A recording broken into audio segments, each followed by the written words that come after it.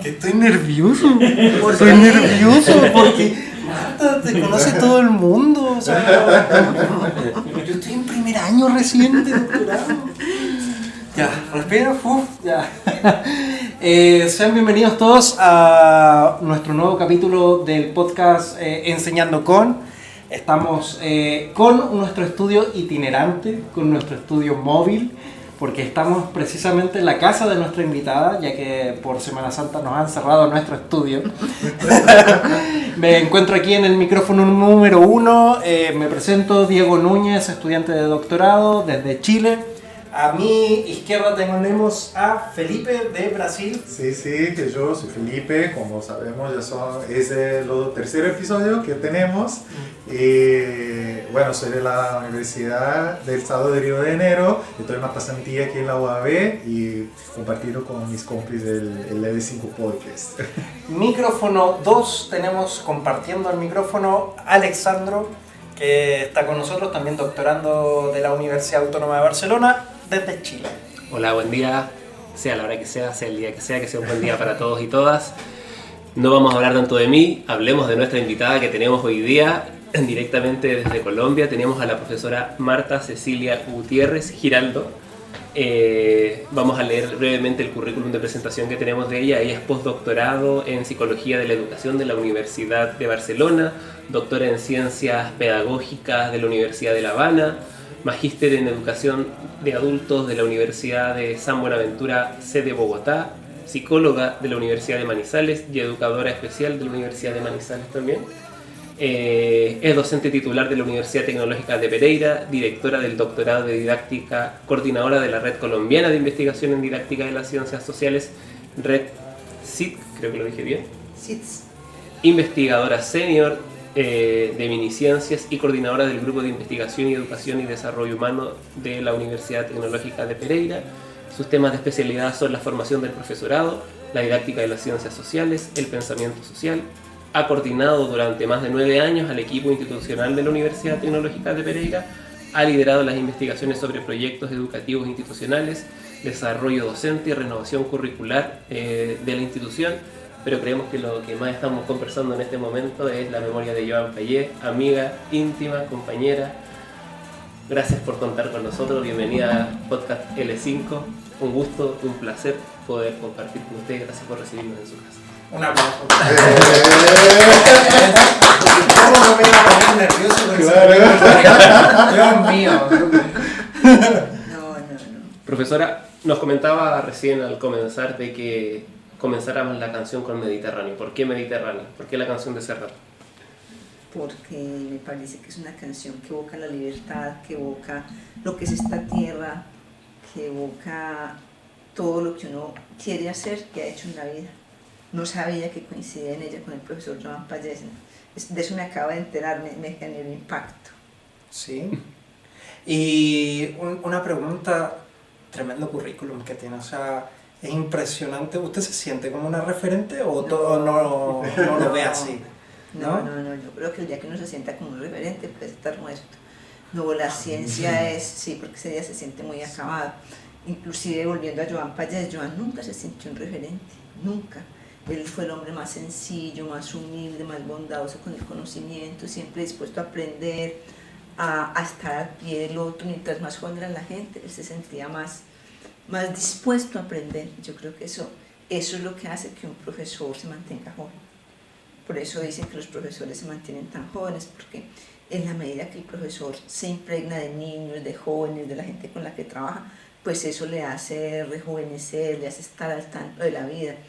Entonces yo creo que uno tiene que estar dispuesto a eso, a siempre estar aprendiendo, nunca pretender saber, ¿sabes? Profesora Marta, y bueno, entonces, ¿dónde está la profesora Marta hoy? Si miras y si puede hacer como una radiografía de tu momento actual, ¿cómo te ves? ¿Cómo estás hoy? ¿Cómo me veo? Me veo en el momento más interesante de mi vida, porque son 37 años formada como maestra. Yo soy maestra, me formé en una normal, no sé si para ustedes es como la palabra normal. Sí.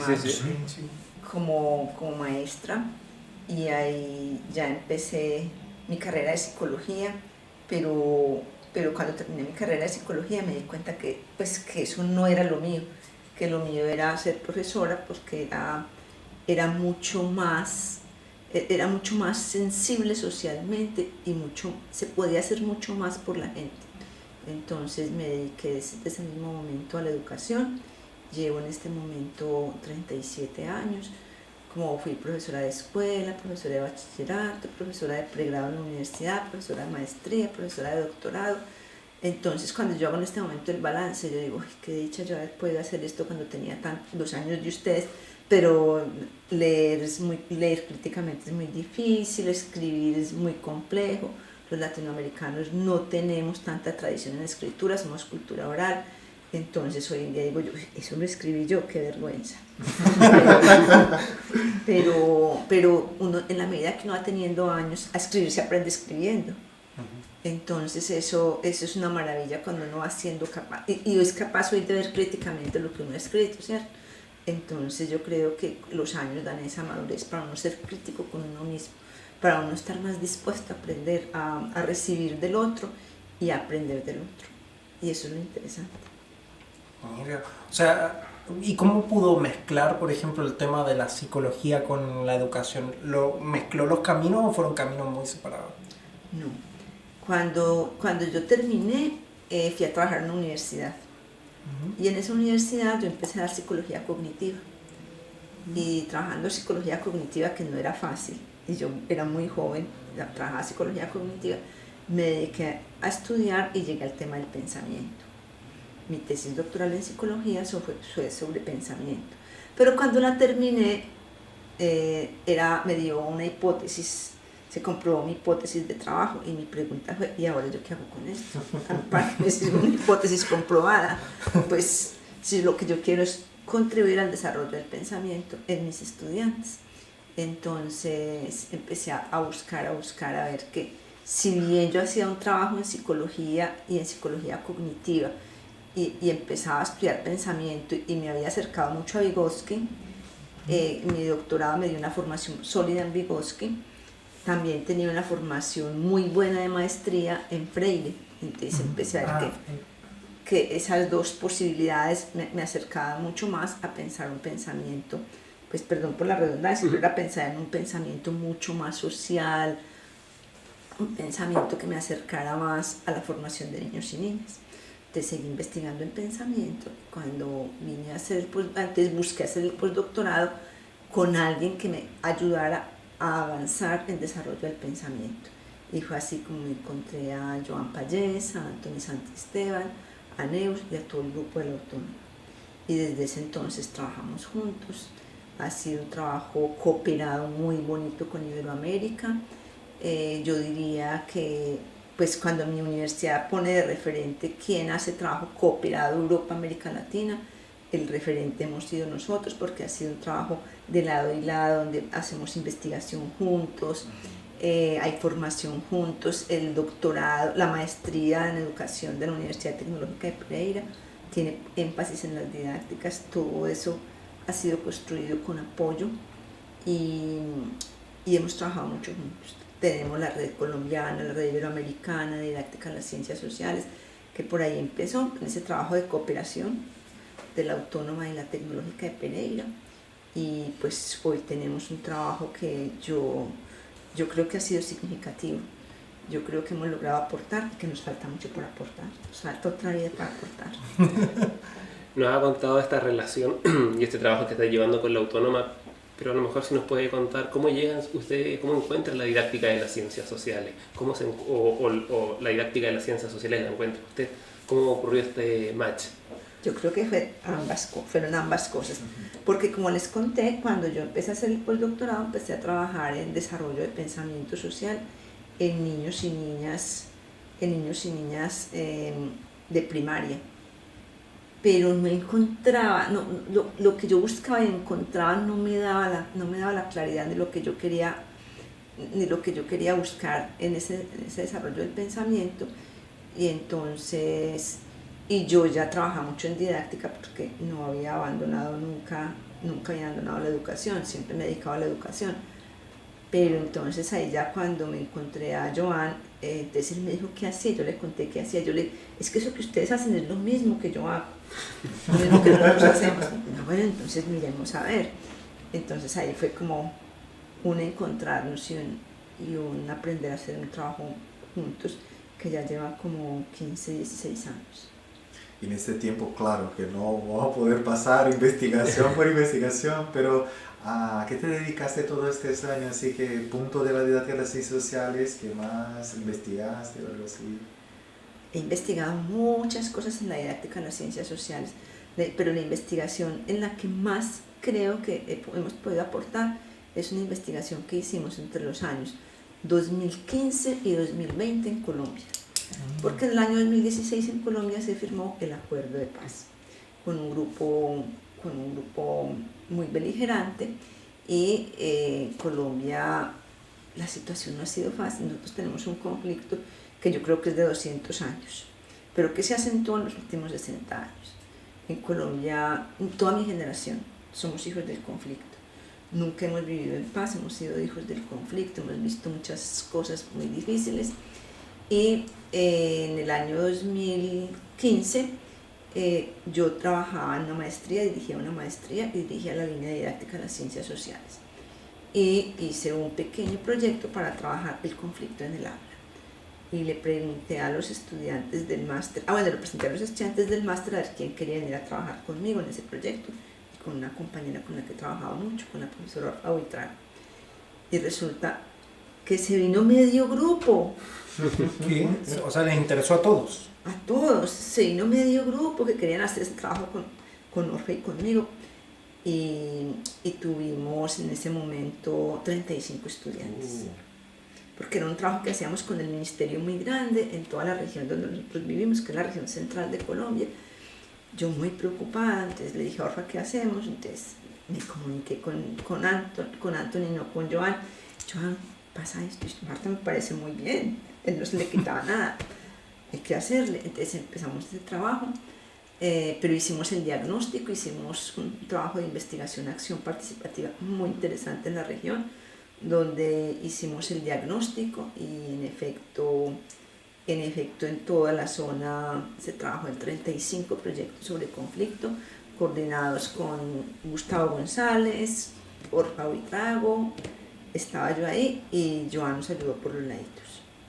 Entonces hicimos, eso se llama en Colombia un macroproyecto, yo no sé cómo lo llamarán ustedes, un macroproyecto con esos 35 proyectos en toda la región, en zonas urbanas, en zonas rurales, en zonas muy deprimidas, de mucha violencia, de mucho conflicto, porque en Colombia con esa firma del acuerdo, una de las cosas que pasó es que hubo mucha gente desplazada, muchas familias desplazadas. El desplazamiento forzado estuvo al orden del día. Y si no el desplazamiento forzado, las personas tenían que salir de las regiones donde vivían porque pues estaban muriendo de hambre, la pobreza, la desigualdad. América Latina es muy desigual, pero yo creo que Colombia es todavía más desigual. Entonces la gente tenía que salir y la región donde yo vivo y trabajo es una zona rica, porque es una zona cafetera que exporta café a todo el mundo. Entonces, siendo una zona rica, es una zona receptora de población en situación de vulnerabilidad, en situación de desplazamiento forzado. A raíz de esa situación, pues en las escuelas nuestras en general, usted encuentra que en este salón hay un hijo de un guerrillero, un hijo de un militar, un hijo de un paramilitar, una víctima y un victimario. Y hay que convivir entre todos, nos tenemos que educar entre todos, tenemos que aprender a respetarnos, a hablar del conflicto, a valorar la situación que tenemos, a ser empáticos frente a la situación del otro, a perdonar y a aprender a vivir en el conflicto y a construir cultura de paz. Entonces, a raíz de todo eso que fue muy impactante, con esos 35 proyectos aprendimos muchísimo, hicimos el proyecto tal vez más grande que hayamos tenido en didáctica en las ciencias sociales, y de ahí se derivaron pues ya otros proyectos. De ahí se derivó un proyecto que trabajamos en este momento que es sobre diversidad. Pero en ese proyecto de cultura de paz, inclusive en el año 2023 salió el libro que se llama Educar para construir cultura de paz, donde lo que hicimos fue leer de esas experiencias que aportaban a la construcción de cultura de paz. Entonces, con esas experiencias publicamos un texto y aportamos a toda la región porque era el momento clave. ¿Y ese texto se puede encontrar en alguna parte? Ese texto está en internet. ¿Está en internet? Está en internet. ¿Nos podría dejar el link para dejárselo a todas las personas que nos vean ahora? ¿Sí? Claro. Porque es un macro proyecto, es bastante difícil de Y es de aula, es un trabajo de aula, es un trabajo con profesores, investigación-acción, donde en últimas lo que hicimos fue terminar leyendo en esas prácticas qué era lo que aportaban a la construcción de cultura de paz. Marti, ¿te puedo hacer una pregunta? Ahora, Claro. bueno, este proyecto del 2015 al 2020, que es el más grande, ha sido de los más grandes que has tenido, ¿no? Yo Sí. tenía proyectos muy grandes, pero eso fue muy Sí. grande. Y actualmente, ¿cuáles son las líneas que te interesan? ¿En qué estás trabajando ahora? ¿Qué se viene para lo próximo? En pensamiento social, ¿Pensamiento social? sí, en pensamiento social, en formación de profesores. ¿Sí? Formación de profesores, pensamiento social, porque yo trabajo en una facultad de educación formando profesores generalistas. Ah, Entonces ahí tenemos un nicho grande. Después de dar 35 años de investigación educativa, hace 2 años pedí que me dieran en el pregrado didáctica de las ciencias sociales, en pregrado. Y me fui, estoy muy feliz. Sí. Qué bueno. Estoy muy feliz dando didáctica de las ciencias sociales en el pregrado porque es con niñas pues yo digo niñas, pero son jóvenes pues, que estudian educación básica primaria, que ellas mismas provienen de situaciones muy complejas y que van a ser profesores de primaria. Y que la mayor probabilidad que ellas tienen es de ir a trabajar a sectores muy alejados, rurales. Entonces quiero terminar mi vida enseñando didáctica de las ciencias sociales. Yo siempre pensé que en primaria, porque yo empecé en mi pueblo, un pueblo muy pequeñito, en todo el centro de Colombia, y yo pensaba que si yo había recibido tanto en la vida, yo debería volver otra vez a enseñar en primaria. Pero aprendí que ya a mis años no se tiene la paciencia para volver. no volverías a... Bueno, profesora Marta, pero creo que ahora enseñando a las profes de primaria está Exacto. llegando a muchas Exacto. escuelas, muchas aulas de Exactamente. primaria. Entonces yo dije, pues yo tengo una alumna que yo formé desde que era muy joven y que cuando ya terminó ya el doctorado, ella fue a trabajar en una escuela de primaria y ella me cuenta todos los días cómo le va con sus niños. Yo oyendo las historias a esta profesora Diana Arana, yo dije, no, yo creo que yo no puedo entrar. Yo no tengo ya esa paciencia. Entonces la opción que escogí fue esa, pedir orientar didáctica de las ciencias sociales en el programa de grado, formando las estudiantes, porque son en general, son del 99% mujeres.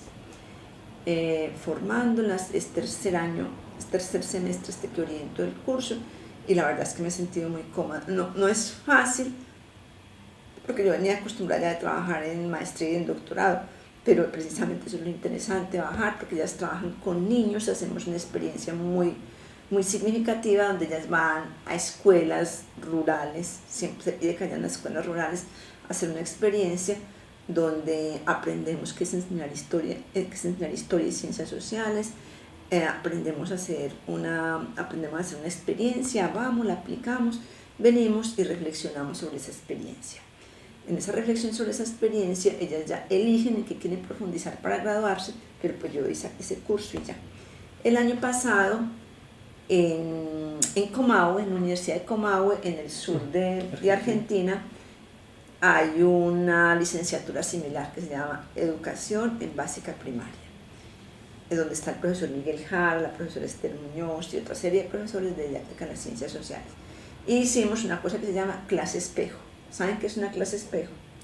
Se comparten 2 experiencias de 2 contextos distintos, dos experiencias similares y se aprende la una de la otra.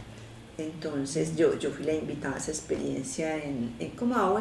Entonces yo fui con mis estudiantes, compartimos ambas experiencias, ellas trabajaban el conflicto y yo ya ese semestre, porque hacemos un diagnóstico cada semestre, es lo que lo que salga en el diagnóstico, yo empezaba a trabajar ese semestre en diversidad.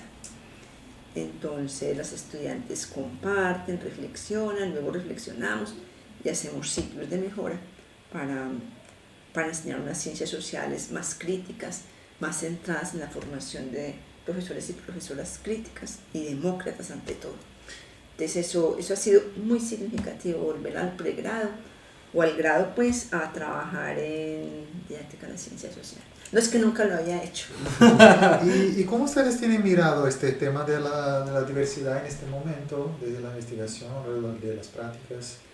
En este momento partimos de identificar las concepciones de diversidad y de enseñanza de la diversidad en los estudiantes. Cuando yo me vine ahora de Colombia, habíamos hecho ya un cuestionario sobre concepciones de diversidad y de prácticas de enseñanza de la diversidad, que fue un cuestionario que alcanzamos a validar con el profesor Joan Pallés, es tomado de la British Columbia sobre prácticas de enseñanza de la diversidad, y parte de eso fue la ponencia que presenté ahora en el Congreso, donde miramos las concepciones que es para las jóvenes profesoras en formación, la diversidad, la enseñanza de la diversidad, qué hacen para atender la diversidad en un aula de primaria, reflexionan en torno al tema y sobre esa base entonces empezamos a planear prácticas de educación para la diversidad a partir de diagnósticos que ya se hacen en primaria. Con esos diagnósticos entonces ya planeamos secuencias o situaciones de aprendizaje sobre la diversidad.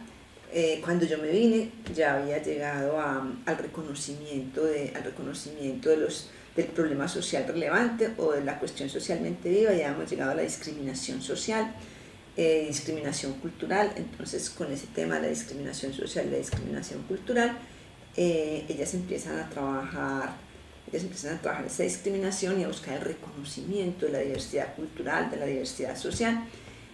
Con un grupo de niñas y niñas van haciendo reflexión sobre su experiencia, vamos analizando la experiencia, reflexionando sobre ella, y con eso ellas ya terminan de hacer un primer borrador de un proyecto que luego se convertirá en el proyecto en el que profundizan como memoria de grado para graduarse. Entonces, y eso lo convertimos en investigación. Siempre trabajamos con profesores y profesoras de la base. En este caso con estudiantes de licenciatura en educación básica. Te quería hacer una pregunta. Algo me quedó dando duda. Hablas como que estás en el final de tu carrera. ¿Es así? Porque no. Algo así me dio a entender como que estás en los últimos años y todo eso. No, quiero como... Es que he trabajado mucho.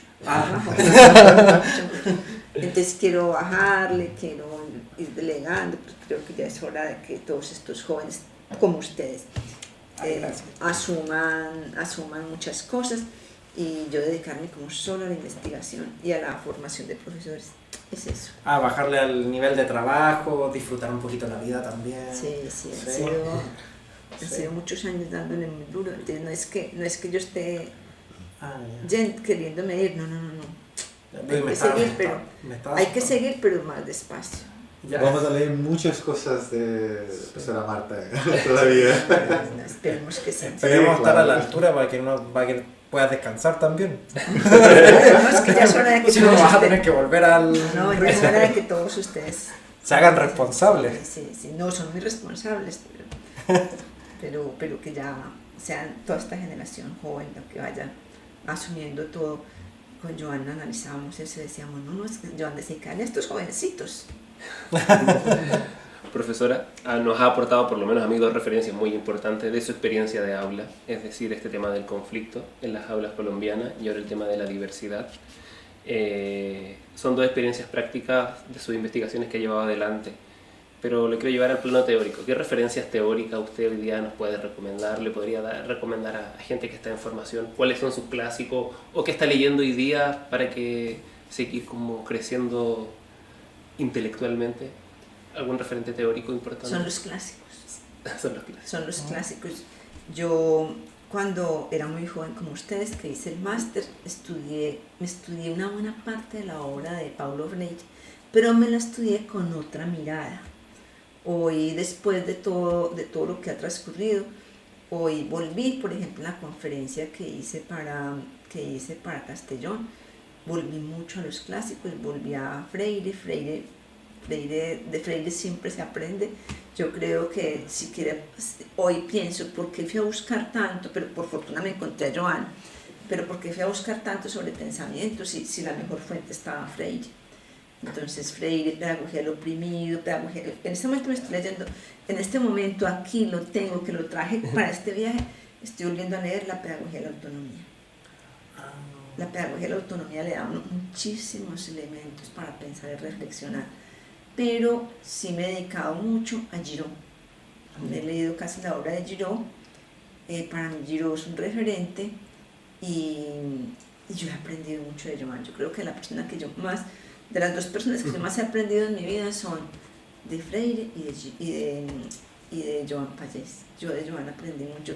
Yo estaba, nomás a veces yo voy a titular algo, cuando iba a hacer esta conferencia y todo le iba a titular, entonces yo decía, si Joan estuviera ahí, yo le llamaba, Joan, ¿tú cómo lo titulo? Joan era experto en titular, Joan iba adelante. Entonces yo creo que para mí Joan es un clásico en este momento. Pasó a ser clásico. La profesora Ramírez Achoy, ella usa el concepto de pensamiento pallesiano ya para definir la obra de Joan Pallés. Cuando vino acá con nosotros nos hablaba. ¿Se acuerdan? Sí. Y ella planteaba esta idea del pensamiento pallesiano. Bueno, la escuela pallesiana. La escuela pallesiana. O sea, nosotros ya lo estamos estudiando como una escuela de Claro. pensamiento. Tú la viviste, eres parte. Sí, he trabajado ahí. Y eres parte desde la escuela latinoamericana. ¿Tú cómo ves cómo se está desarrollando toda la didáctica de las ciencias sociales en Latinoamérica o en Sudamérica? ¿Cuál es la perspectiva más o menos de cómo se están dando las cosas allá? Pues yo creo que en América Latina está el futuro. Sí. Porque es donde están los grandes problemas. En ese sentido me alegra mucho verlos tan pilosos y tan conscientes de lo que tenemos que hacer. Porque si bien vivimos en una de las zonas más desiguales del mundo, en una zona con tantos problemas de pobreza, de desigualdad, de discriminación, de violación de derechos humanos, de violencia de género, podríamos seguir hablando de problemas los que quieran. También eso significa que tenemos el compromiso y el deber de trabajar en función de un mundo, lo primero yo diría, más humano. Un mundo más humano, un mundo más crítico, unas generaciones más críticas, más conscientes de los problemas que enfrentamos y de la búsqueda de soluciones posibles a esas problemáticas en los contextos nuestros. Entonces yo creo que ante el panorama que tenemos, ante la problemática que tenemos, también tenemos la mayor probabilidad y posibilidad de hacer muchas cosas. Entonces, por ejemplo, yo le digo a mis estudiantes, es que ustedes no son el futuro, son el presente, entonces tienen que enfrentarse, por eso es que yo digo, tienen que enfrentarse, tienen que comprometerse. Pero uno se compromete si es profesor crítico. Uno no puede comprometerse si no es un profesor crítico y consciente del mundo que lo rodea, no tiene una lectura crítica del mundo. Como sujeto político, como sujeto social, como sujeto moral, nos tenemos que enfrentar y construir entre todos. Yo creo que el futuro está en América Latina, que la didáctica de las ciencias sociales tiene un potencial muy grande en América Latina y que eso pues no depende de personas, sino de colectivos. Cuando yo hago el balance, cuando con Joan empezamos en el año 2011, la Red Iberoamericana de Didáctica de las Ciencias Sociales y ver lo que es hoy, ¿cierto? Entonces, uno ve los avances, uno ve la gente que va trabajando, ve el trabajo que dejó Joan en América Latina, un trabajo más grande de lo que los europeos lo ven, de lo que la autónoma lo ven, es mucho más grande. Entonces yo creo que hay todo un camino por andar, por construir y creo que en ese sentido pues depende de todos. Y si el futuro está en la América Latina y que tenemos que enfrentar este reto que tenemos ahí, ¿cuáles son, tal vez, que puede dirigir o apuntar a unos de los problemas sociales relevantes o las cuestiones socialmente vivas que tenemos que enfrentar en la América Latina en este momento. ¿Cómo ves esto? Pues yo creo que ya les he mencionado varios, uno de ellos el conflicto. El conflicto, si miran América Latina, el conflicto está cada vez agravándose más, hay conflictos en muchos focos de América Latina y la crisis de la democracia. Sí. La crisis de la democracia es un asunto muy candente en este momento en América Latina. Miren el caso de Argentina, y vamos subiendo, Ecuador, Perú, Colombia, Brasil, Venezuela, Nicaragua, entonces México inclusive. Entonces yo creería que hay un trabajo muy grande por hacer en cuanto a crisis de democracia. El otro problema que es muy grave es la migración. Les voy a poner el caso de Colombia.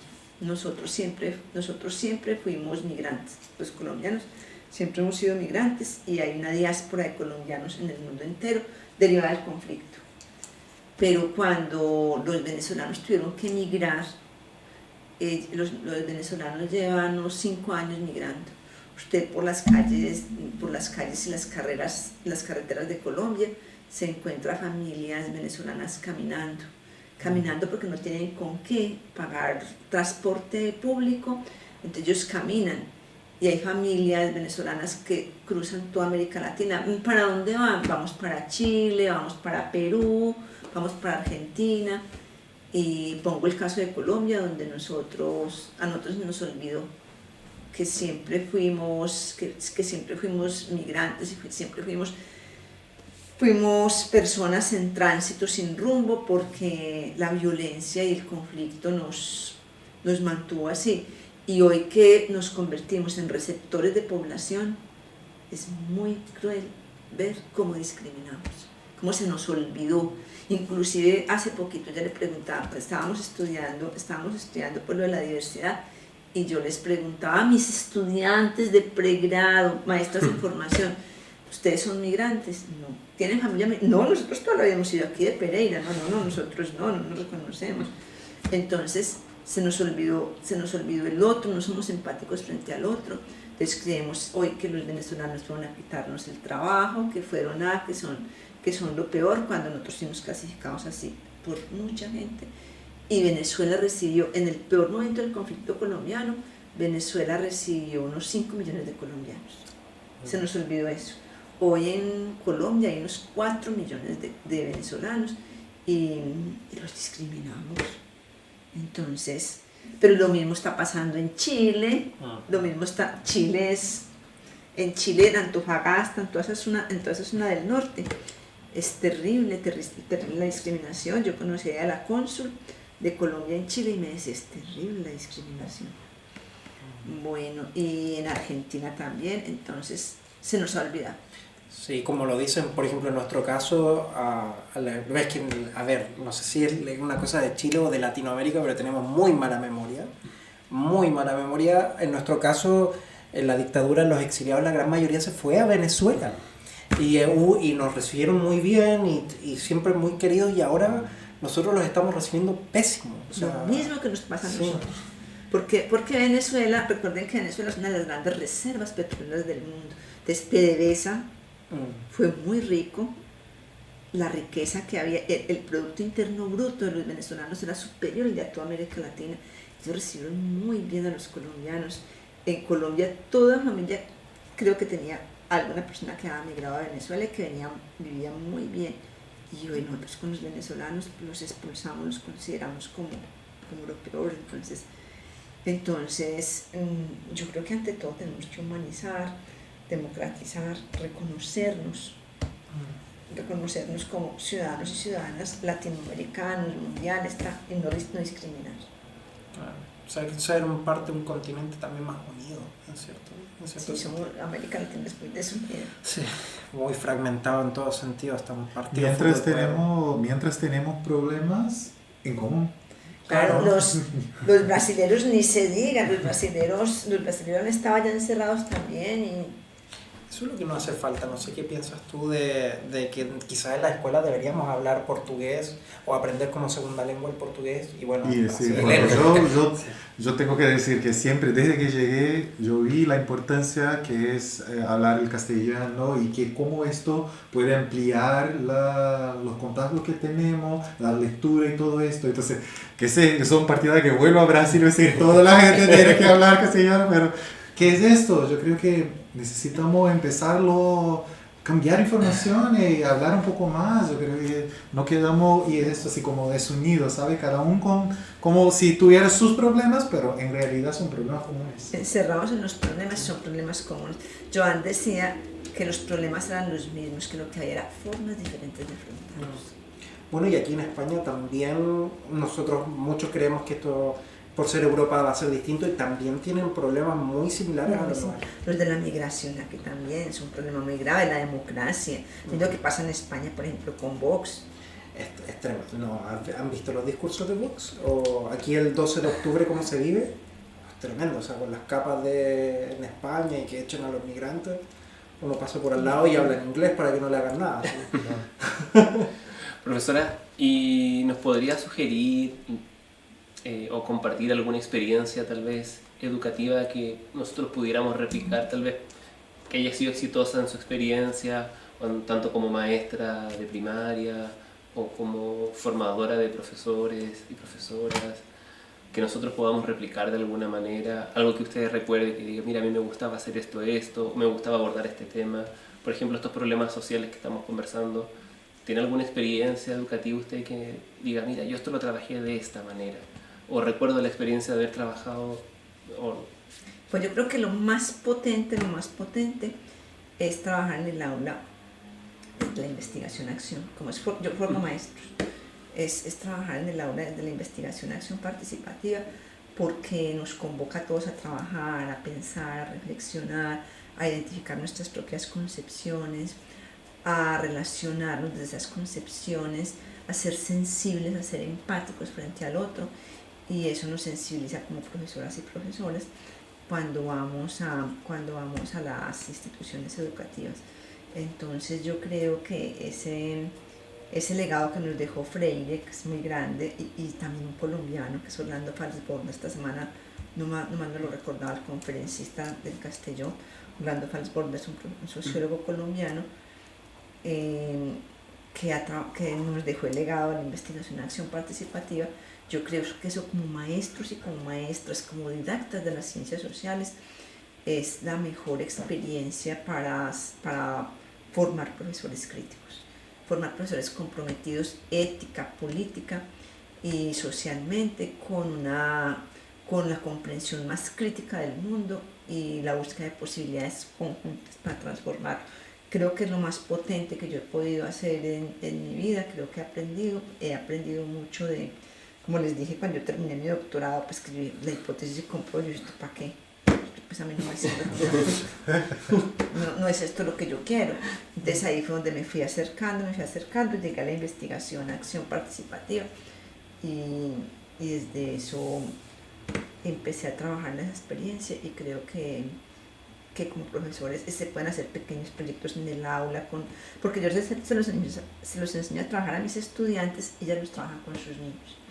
Entonces yo he hecho experiencias muy lindas con mis estudiantes, por ejemplo sobre la participación, donde ellos llegan a identificar un problema, el problema del recreo, de la falta de democracia en el recreo, porque no los dejan jugar, porque los mayores no los dejan, porque los profesores, donde los niños llegan a hacer referendos sobre la participación en la escuela, sobre el gobierno escolar, y así sucesivamente, sobre cantidad de cosas, sobre participación. Hicimos un trabajo lindísimo una vez con profesores en formación, todo enseñando a trabajar investigación-acción en el aula.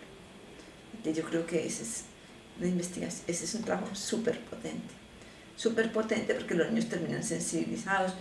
Yo recuerdo una vez un niño que en una feria de la ciencia yo le hice una pregunta boba sobre la participación. Pues si fue lo que decidimos nosotros, profesora. ¿Por qué? No, pero así el niño me si fue lo que decidimos nosotros, no, es que es así. Yo, pero es que a mí no me parece. pero es que no fuiste tú la que decidió, fuimos nosotros. Entonces ya el niño, pero el niño no sabía quién era yo, sino que yo sabía del proyecto porque lo habían hecho mis estudiantes. Entonces yo fui y le hice una pregunta a Ovar que decía, no, pero a mí no me parece eso, ¿por qué? No, es que eso fue lo que decidimos, con una propiedad. Entonces uno ve que los niños sí se empoderan, que los niños sí aprenden a participar. Y eso termina siendo súper importante, en parte porque después de la escuela que lo vayan a replicar en la vida cotidiana. Profesora, o Marta, no sé cómo, que ya es un conflicto ese tema de, no sé.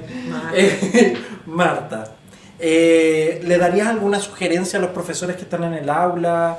¿Algún consejo? Obviamente, como lo hemos dicho en otros capítulos, no podemos dar recetas, pero algún ingrediente que tú digas, esto tiene que estar sí o sí en un profesor de aula. Partir siempre del otro. Lo aprendí de Vygotsky, lo seguí aprendiendo de todos esos clásicos. Joan Pallés decía una cosa, los niños son niños, pero no son todos. Él siempre decía eso. Y yo decía, ¿cuál es el trasfondo de eso en Joan? Trayendo la didáctica de las ciencias sociales, parta siempre del niño, de lo que es el niño, parta siempre del maestro, de lo que es el maestro, de sus concepciones, de sus representaciones, de sus imaginarios de mundo. Y con eso usted se encuentra con el otro. Y eso lo hace sensible. Y eso lo lleva a que juntos empiecen a hablar, si es el caso de los maestros, de los problemas de la práctica. ¿Sí? De los problemas de la práctica. Y si el chico o la chica, el maestro en formación, comprende los problemas de la práctica y se sensibiliza frente a ellos, busca posibilidades de transformación. Pero mientras no los busques, por más cosas bonitas que les hablemos, por más didáctica que queremos llevar al aula, si no partimos de eso, de lo que es el otro, los problemas, es muy difícil. Ay, creo que voy a tener que replantear mi marco teórico. Creo que... No, gracias, profesora. Bueno, y hablando de marco teórico, nosotros, bueno, entonces empezamos, somos niños en este mundo de la investigación, a ver todo esto que ya se ha hecho y todo, pero entonces nosotros doctorando, que estamos ahí en este camino de la investigación de la didáctica de las ciencias sociales, ¿qué tenemos que hacer o qué no podemos olvidar? ¿Qué tenemos que, sabe, que hay que tener en cuenta? ¿Qué tiene una persona hoy que investiga en la didáctica de las ciencias sociales? Tiene que fijarse. Aprender a ser crítico. Aprender a ser crítico y ser crítico siendo, ¿no es cierto? Comprender muy críticamente el mundo, porque solo quien comprende críticamente el mundo está dispuesto a transformarlo. Si yo no comprendo críticamente el mundo, pues todo está bien. Entonces es esa lectura crítica del mundo la que me facilita ver que hay otras educaciones posibles, otros mundos posibles, otras ciudadanías posibles y que el acercamiento a ellos es una realidad y una necesidad. Entonces, como ustedes como jóvenes profesores tienen que lograr esta época de formación para aprender a ser profesores críticos siendo y no olvidarse nunca de eso cuando lleguen a las aulas más humanas, más sensibles y más críticas. Más críticos. Comprometidos con la acción social, porque el pensamiento crítico tiene que llegar a la acción social. Vale, no quedarnos en el análisis, sino que no. La acción y la transformación, porque entre acción y transformación también hay distancia. Claro, hay un tramo bastante importante. Porque muchas veces llegamos hasta la acción social, pero es ir generando conciencia de pasar de la acción a la transformación. Mira, ese paso creo que me lo había saltado. Creo que tengo que también voy a salir muy bien para mi seguimiento de tesis, yo creo. ¿Alguna otra pregunta, chicos? Marta, ¿algo también que quieras agregar? No, a propósito de eso que usted acaba de decir, el profesor Wainwright, en el currículo de la enseñanza de las ciencias sociales y el trabajo que él tiene por ahí sobre el pensamiento crítico, parte de la danza de la dialéctica de Olman. ¿La conocen? No, nunca la vi. Entonces con esa danza de la dialéctica me encantó eso, usted que está hablando del tema. Y se lo enseño a mis estudiantes y lo comprenden muy bien para enseñar pensamiento crítico. Como primero se danza, entonces parte de la danza, el profesor Wainwright hace toda él es un hombre muy, muy jocoso, Entonces él hace inclusive toda la experiencia. Entonces, primero bailamos a nuestro alrededor, o sea, se analiza el contexto político, económico, social, todo el contexto, ¿cierto? Analizando ese contexto, entonces voy bailando hacia atrás, porque entonces ¿a qué voy bailando hacia atrás? A reconocer en el pasado lo que yo puedo comprender del pasado para analizar el presente. Entonces analizo el pasado en el presente y eso me lleva a danzar hacia adelante. Entonces danzar hacia adelante es buscar las probabilidades que me enseñan. Entonces empiezo otra vez a danzar, a buscar en la danza hacia adelante, a ver qué me enseña eso, qué me enseña de ese análisis del presente, tomando el pasado para poder aprender a mirar el futuro. Esa es la danza de Olman, esa es la danza dialéctica de Olman. Está bueno también para todos los que nos están escuchando y para nosotros mismos. Igual va a aparecer ahí como todas las recomendaciones que nos haga, porque me estoy dando cuenta que me falta leer un montón. ¿O aprendemos a bailar o aprendemos dialéctica? O las dos. Claro. Pero también es muy importante lo que plantea de que la dialéctica de Olman. Claro, que uno se enfrasca mucho en buscar las publicaciones más nuevas, cuando de repente hay que buscar a los clásicos. En lecturas que van fuera de lo que es la didáctica de las ciencias sociales, filosofía, sociología. Está bastante... creo que voy a tener que pasar a las librerías, sí o sí. Nos quedaría preguntarle, ¿quién cree usted que tiene que estar sentado próximamente en este micrófono si usted pudiera decidir y elegir y tuviera el poder de traer y sentarlo acá o sentarla acá para que fuera parte de este podcast? ¿A quién le gustaría que pudiéramos entrevistar? ¿Quién le gustaría escuchar? Jóvenes, pero escuchar así como que el siguiente capítulo se diga, oh, quiero escuchar a esta persona. ¿Algún joven que usted conozca que diga, a este me gustaría escucharlo con ustedes? Inviten a Jessica Ramírez, Ramírez, que es la próxima coordinadora del sexto encuentro iberoamericano. Eso va a ser muy positivo para nosotros porque ella es latinoamericana, ella es costarricense. Y pues podría invitar a cualquiera de América Latina. Yo conozco mucha gente en América Latina, pero se me ocurre en este momento muy rico sería que Jessica Ramírez nos cuente de esa vida. Ella es una mujer muy joven, ella es incluso una mujer menor que mi hija y es una mujer muy formada, muy capaz, ha hecho un trabajo muy interesante en Costa Rica y creo que tiene mucho potencial. Entonces yo creo que con lo del sexto encuentro que se va a hacer en octubre en Costa Rica, sería muy rico conocer ese pensamiento de Jessica, que como dice ella es muy payesiana. Jessica Ramírez, ¿alguien más o por el momento solo Jessica? No, tiene que entrevistar gente joven. Ah, ya, gente joven. Puede mirar a la cámara y decir, Jessica, te quiero aquí en el podcast. ¿Por qué no? O lo hago yo. No. Jessica Ramírez, estás invitada al podcast. Bien, ¿algo más? ¿Algo que quieran agregar? Salud al mundo, paz, amor, comprensión, pensamiento crítico sobre todo. Y democracia. Y democracia, antes que nada. Y democracia. Bueno, muchas gracias por haber estado con nosotros. Marta, ¿cómo te sentiste? No, muy bien, muy Sí. bien. ¿Y ustedes cómo se sentían? A mí se me quitaron los nervios en el camino. Es que además estamos en tu casa, entonces no sabía No qué es hacer. mi casa, es la casa de mi hija. Te puedo hacer una pregunta, si te invitamos de nuevo, pero esta vez a nuestro estudio, ¿volverías al podcast? Claro. ¿Sí? Claro. ¿Sí? ¿Te gustó? Yo no soy mediática, pero sí volvería. ¿Sí? ¿Te gustó? ¿Te sentiste cómoda? La Sí. próxima vez te vamos a tener comida, nos vamos a compensar. Vamos a seguir. Pero yo les voy a dar un dulce colombiano, esperen, pues ustedes qué pensaron, que me iban a... No, esperen que yo les tengo un dulce colombiano, por ahí yo se los tengo. Esto está fuera de guión, pero me encanta. Que cierre con Super Coco. Bueno, nos patrocina. Un día vamos a Es muy llegar. rico, nos podría Sí. dar un buen patrocinio. Sí, bueno, si nos están escuchando los de Super Coco, por favor auspicien este podcast. Bueno, muchas gracias Marta por haber estado con nosotros. Mucho gusto. Nos estamos viendo el próximo capítulo y estamos cerrando. Bueno, cuídense mucho, Sí. despídense a la cámara. Nos vemos. Muchas gracias. Chao, chao. Adiós. Nos vemos pronto.